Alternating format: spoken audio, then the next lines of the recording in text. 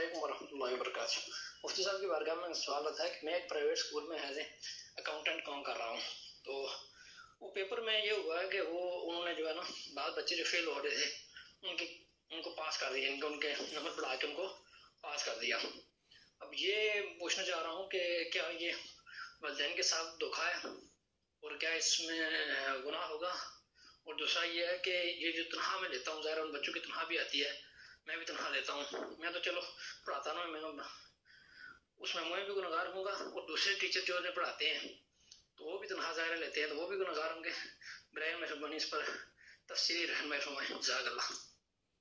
अस्सलाम वालेकुम रहमतुल्लाहि व बरकातुहू। भाई आपने सवाल किया कि आप स्कूल में अकाउंटेंट हैं, तो वहाँ पे वो बच्चे जो फेल हो चुके थे स्कूल की इंतज़ामिया ने वो भी पास कर दिए।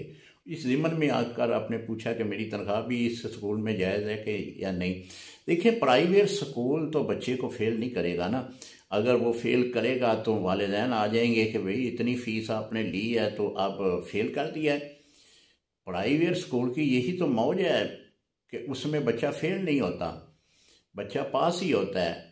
जो बच्चा अपनी फ़ीस, उसके वालिदैन जो हैं वो 3-4 हज़ार, 5 हज़ार, 10 हज़ार तक फ़ीस दे रहे हैं और साल के बाद उसकी रिपोर्ट घर में चले जाए कि आपका बच्चा फेल हो गया, वो तो डांगे लेकर आ जाएंगे स्कूल की इंतज़ामिया के पास कि हमने इतने फ़ीसें दी हैं तो आपने बच्चा फेल कर दिया।